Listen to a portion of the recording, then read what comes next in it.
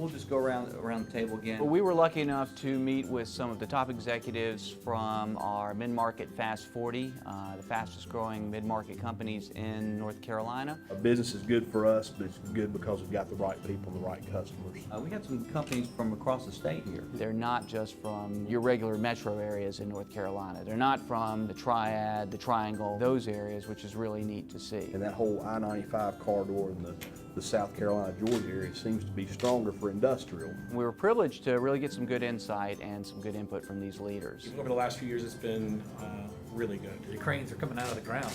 Charlotte, you look out my window and there's more buildings being built than there's probably ever been at one point in time. Things such as the workforce, challenges among retaining a good workforce. As we get into that shortage, you're going to see compensation for those skills go up. Generational things such as dealing with millennials. When you look at a diverse group of contractors and manufacturers of cash machines and staffing companies, I think all of them have the same problem or challenge today that they had 10 or 20 years ago, and that's people. I mean, it's really getting great people, motivating great people, training great people. And so as you talk about all these diverse, it might be a welder, where do we find them? Or it might be a salesperson in Florida trying to find staffing people for construction. And so I think just sitting back, going around the table, we ended up on people, and then that kind of dovetails into really creating a culture of how do you engage your people, how do you motivate them, how do you inspire them. And so it was interesting and a really impressive group to kind of talk through the same issue, even though they're quite diverse. We are nationwide, and communities seem to be very different throughout the country. We have some unique problems here, and we have some problems that are common across the country. We've been through 2 wars, an attack on the country, one of the worst recessions I think any of us have experienced, and we're still thriving. Some of the challenges that they talked about were the uncertainties in the political. Think about the companies that had announced plans for growth or plans to relocate themselves here, and they're choosing elsewhere. I thought it was very interesting that we're still a little bit sensitive to the Great Recession, which was 10 years ago. It's not like we've got another 10 years before we're going to have another one. The urban area has definitely seen more of a recovery than the rural.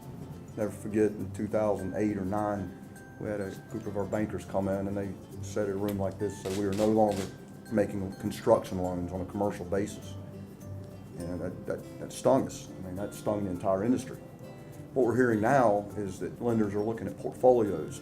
They're seeing the multifamily, is that overtaxed? Are they seeing that overbuilt? So they're shifting their funding to industrial. So what we're going to see is the market start shifting as the lenders start shifting their funds.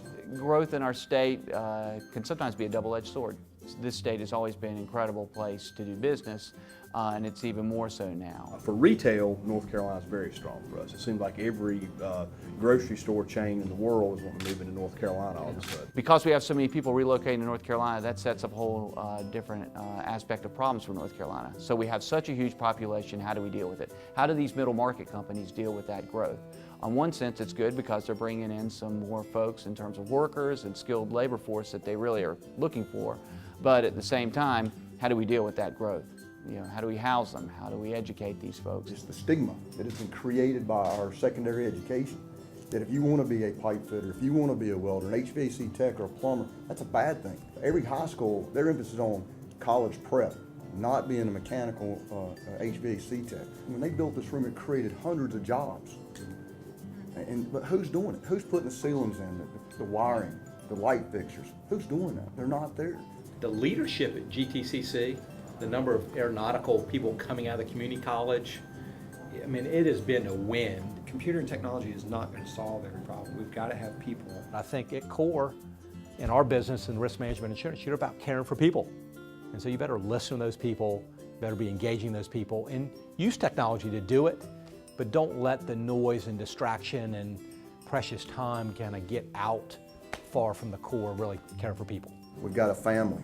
We create unit presences where every individual in our company runs their own business. They are entrepreneurs. They are held accountable to their decisions, and we support their decisions, even if they're bad or good. All in all, they're growing, They have plans for their growth and to keep on doing that so they can be on the list again next year. It's great to be with a bunch of folks who are experiencing success and are willing to share that success with our audience. And makes me, as publisher of the state's business magazine, feel really good about the future of business in our state. Thank you so much. Thank you.